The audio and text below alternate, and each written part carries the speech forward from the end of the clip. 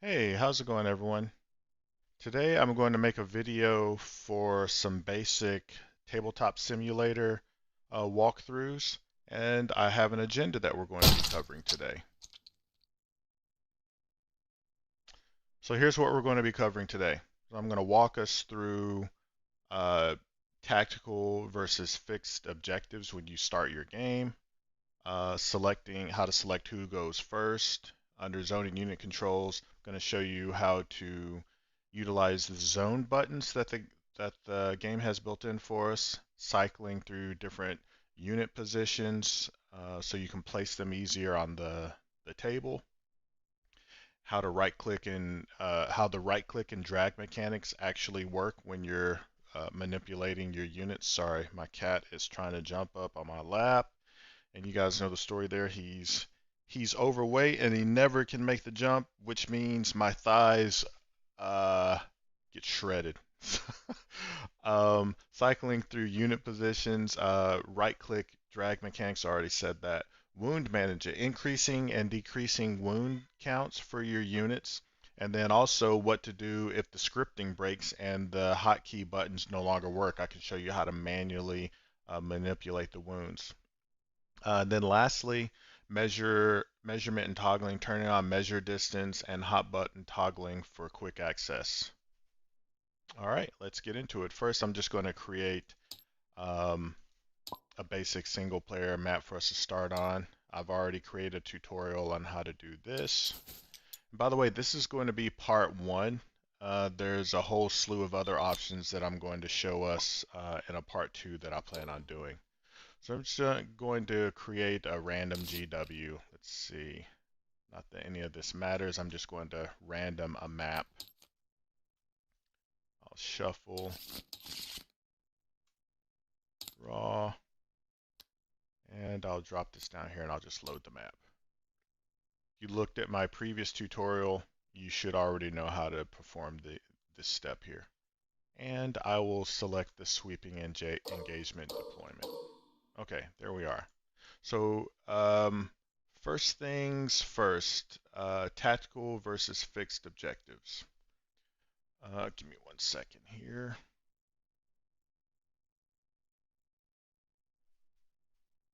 So when you first launch into the game, both you and your opponent are going to be faced with all of the objective cards down here at the bottom of the screen. And you'll notice over there on the right under my name, it's got those same cards over there. So if you're playing your typical game, you probably want to take the tactical objectives, which means you're going to be drawing cards at the top of your command phase, drawing 2 cards usually at the top of your command phase. To lock those in, you highlight over here where it says tactical objectives, and you press F to flip the card over, and you do the same for the second card. And once I'm ready to start the game, I will click on right here, lock in secondaries. See it right here?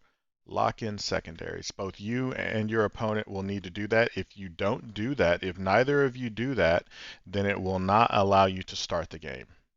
So both opponents have to lock it in. You can kind of look over here. See, I don't have an opponent, but I see 2 of his cards. Once someone actually loads in, it'll drop all of his cards out and fan them out just like on my side.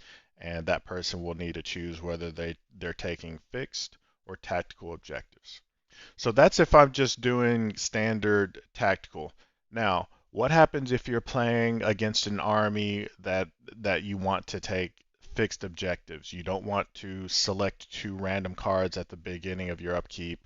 For whatever reason, there is a strategic advantage to you taking 2 of these cards that are fixed. So I will usually take tactical 90% of the time. But if I'm facing an army like Tau, where they have the majority of their units are vehicles and they have a ton of character units on the board, then I probably would take fixed. So that means in that scenario, I would probably be taking Bring It Down and then Assassination. So if that's the case, let me press F on the keyboard to flip these back over.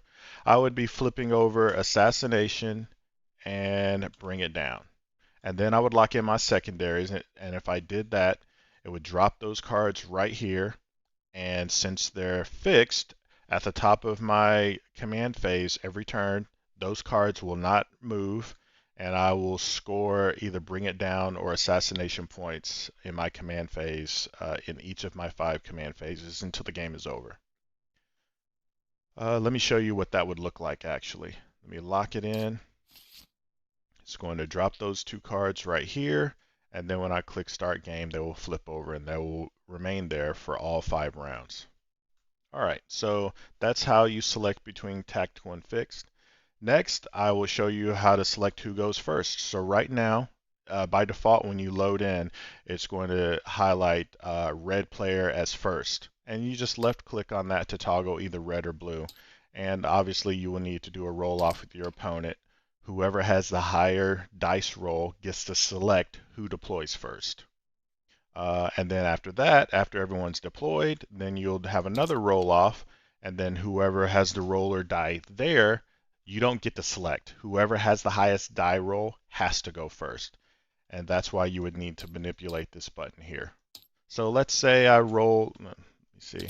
Okay, let's say a 4 won the roll off for who goes first, and red player is going to go first. I'm going to toggle that back to blue, or excuse me, back to red, and click start game.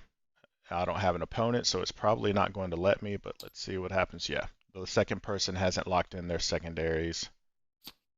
Let's see if it lets me do that for them. Probably not. But I can force it, I think. Click one more time to force it. Yeah, I don't have another player seated. But yeah, once I click start game here, then it would flip these 2 cards over for me, and since I chose fixed, and I would be locked in on those 2 cards. Another thing you can do is when you want to zoom in on the card, you just hover over it with the mouse button and press the Alt button, and it'll bring the card up for you to read a bit easier. Same for your primaries, the deployment, etc. All right. Table quarter buttons. And oh, what did I actually name it on the agenda? Zoning buttons. Okay, so this table layout has these quick zone buttons for us that come in really handy for certain missions, like that one mission, engage on all fronts, I think it is. Let me search. Is it engage on all fronts? Yeah, engage on all fronts, where you score depending on how many table quarters you're in. Instead of you having to manually figure out where the table quarters are, you just click this table quarters button and it separates them for you. Very handy. So that's what that does. Deployment zones, pretty self-explanatory. They're already set and I can't get them to go away because we haven't started the game yet. So it's going to keep the deployment zones there until I actually start the game, so we can deploy properly. Deployment zones. Oh, it actually went away. Cool. So that comes in handy if you get certain objectives, like say you're on turn 3 and your opponent draws behind enemy lines. So he needs to see where he needs to actually get to score that maximum points. Comes in handy to be able to see exactly where the deployment zones are. All right. And what if you have a unit? Let me bring up an army. Let's do a Blood Angels army. I think this is the army I used in my last game. Okay. So let's say I've got a Blood Angels army pulled up, and let's say I want to, I don't know, this unit of Stern Guard veterans. For whatever reason, I had them in strategic reserves. It's round 3. I need to bring them in. And strategic reserves, remember, is 6 inches from the battlefield edge. Bam, this comes in handy. So I can deploy them exactly 6 inches away and get maximum efficiency. Okay, so the strategic reserves, that comes in handy there. 9-inch zone, same if you're wanting to see a 9-inch zone there from the board edge. I can't think of any reason off the top of my head why you would need to see a 9-inch from board edge. Um, I think there might have been some challenge cards that said if you're within 9 inches of the board edge. But yeah, so that's 9 inch. And then finally, if you pull the area denial card where you score, you pull the area denial secondary, and I believe it says you score like minimum points if you are within 3 inches of the center of the board, which this is a 3 inch circle here, and there's no enemy within 6 inches of the center. And then there's a secondary one where if you're in 3 inches of the board and there's no enemy within 3 inches, so it cuts you a little bit more slack if there happened to be an enemy within the 6 inch perimeter there. So that's the aerial denial, and those are the quick zone buttons. Quick and handy quick buttons there. Next, I want to show you how to cycle through unit positions. Perfect timing for this. See how these units, this unit, this game loves to, if you have fast mouse movement when you're holding things, it thinks you're trying to shake up the dice like this. So you can drop them in the box and roll your dice. It does the same thing for units. If you pick up a handful of units and you move the mouse too fast, it thinks you're trying to shuffle the dice. So what I wanted to show you is there's a couple different layouts you can use. While you have your units selected and you're manipulating them, if you press 1 on the keypad, it fans them all out like that. If you press 2, kind of bunches them up. I believe that's the only, 3 bunches them in a vertical position. I think that's it. 1, 2 is horizontal bunch, and 3 is vertical bunch. Comes in handy when you're dealing with a larger pack, and maybe you're wanting to fan them out to zone from someone that has some deep strike units. Or maybe you just want to bunch them all closer together so you can stack them into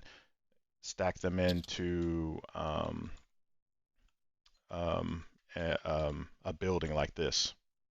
Comes in very handy.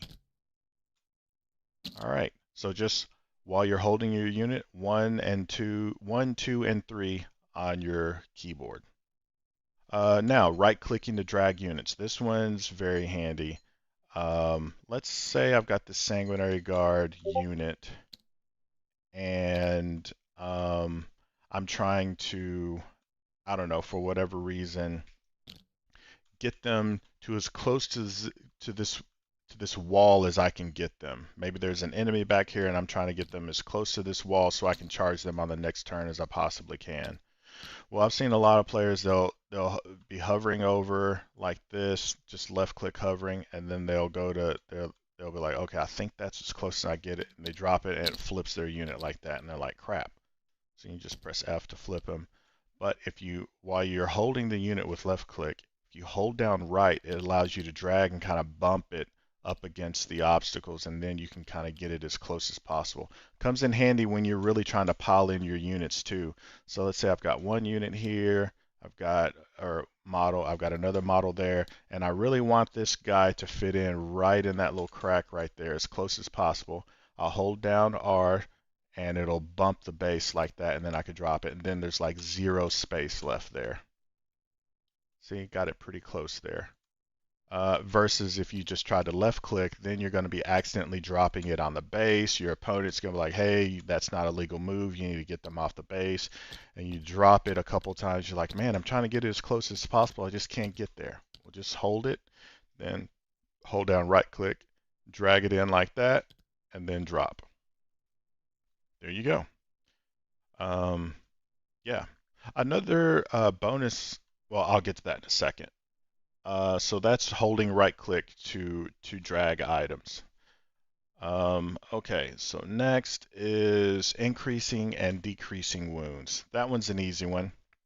If you did your scripting correctly following my previous tutorial, you'll notice each one of these units have a wound counter. If you quickly hover over it, each one of these stern guards have 2 at 2. These Sanguinary Guard have 3 of 3. Same for Blade Guard. This one should have 11 of 11, etc. Lamartie's 4 of 4. You start getting shot, you need to take some wounds. Hover over your unit, and this is where you switch over to the numpad. You press 2 on the numpad, and it takes it down. You press 3 on the numpad, it takes it up, because maybe you have a stratagem that heals a unit. If you're Necrons, you definitely are going to be in the business of increasing your wound counter for wounded units. Okay, so that's how you do that. And I did want to show you what to do if that scripting breaks. Let me try to bring in a list that I know the scripting is broken on. Let's see, maybe maybe this one might have a broken unit. It might take me a second to find one. Nope, these are all good. These are all good. Okay, let me delete these. Let's bring up another one. If I can't find one, then I'll just show you what to do regardless. Let's try this one with the 2 help roots.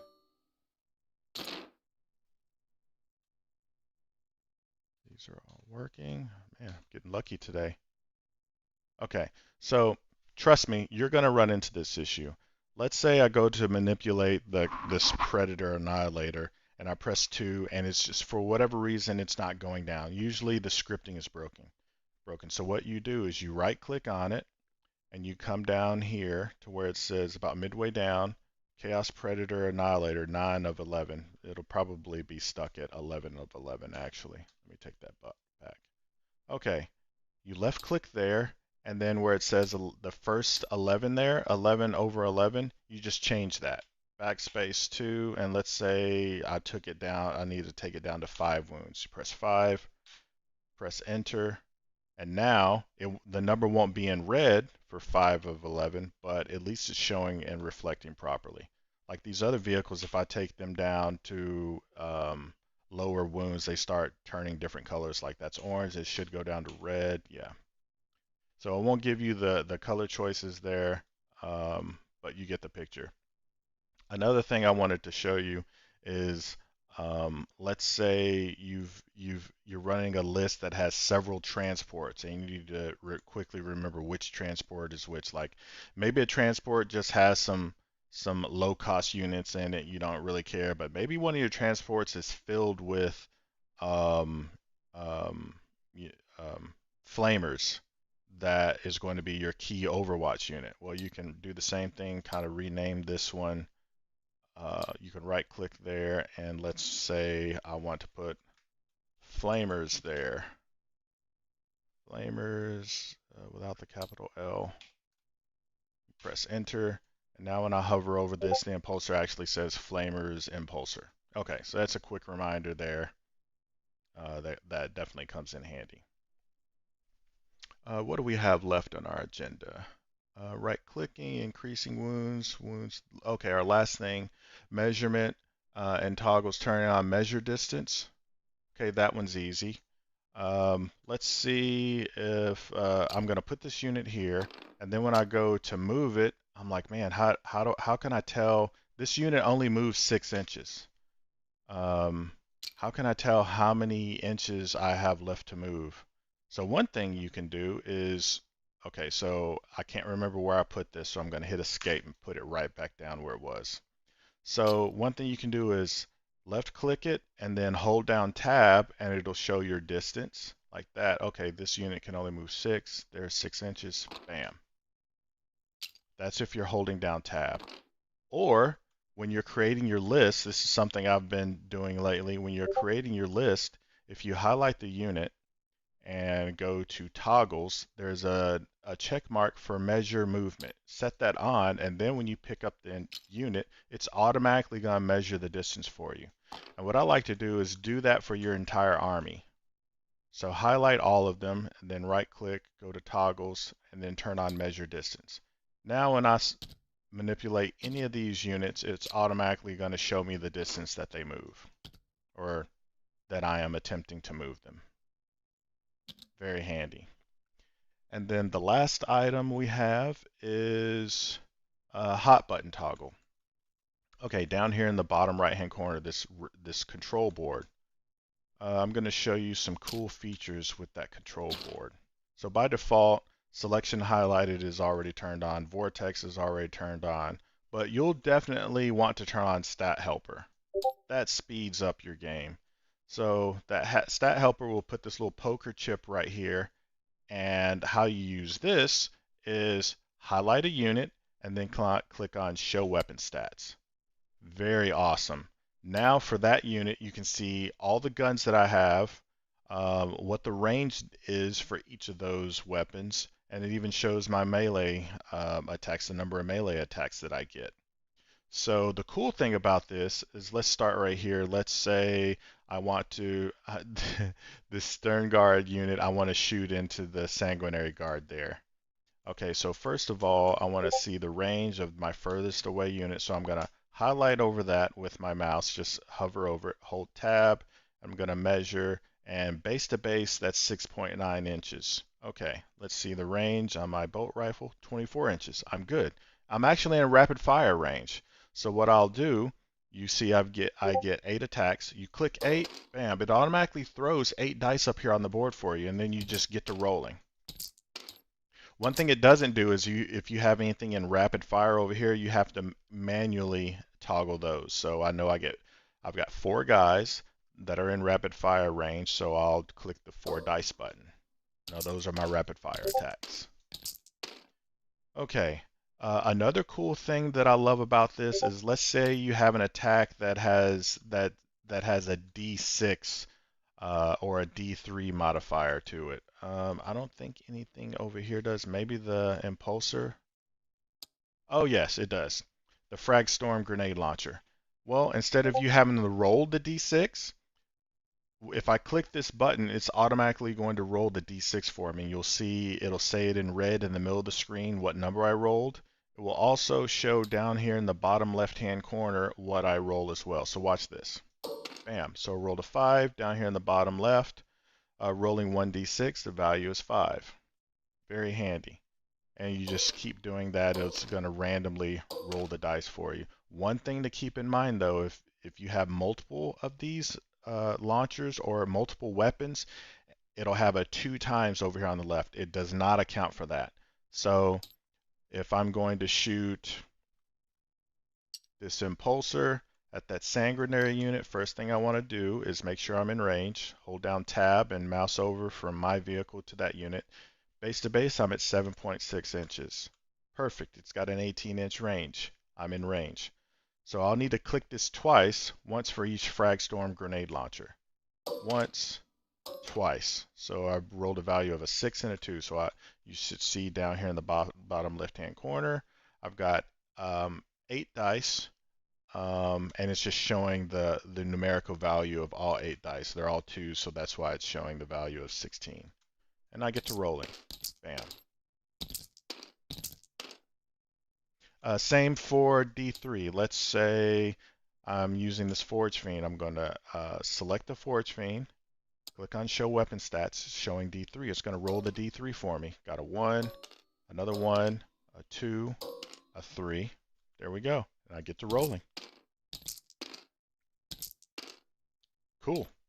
But yeah, that's everything I wanted to cover today. So in review, let me show you what we went through today. Hopefully you all learned how to toggle between tactical and fixed objectives, selecting who goes first. You learned how to utilize the zoning buttons, cycling through different unit positions, right-click and drag mechanics for your units. You learned how to increase and decrease wounds and how to manipulate wounds if the scripting breaks. And then lastly, you learned how to turn on measuring distance, how to use the tab button for measuring distance, and how to utilize the hot button toggles for quick access. That is everything on our agenda today. Let me close this out. I hope you enjoyed this walkthrough. I'll create a part 2 soon, showing you things like how to select gaps, how to use different bubbles right here, etc. So there's a lot more that I want to show you guys, but this was like a quick 10-15 minute walkthrough for how to do some of the basic things in Tabletop Simulator concerning one of your first Warhammer 40K games. Till next time, thanks everyone. Bye.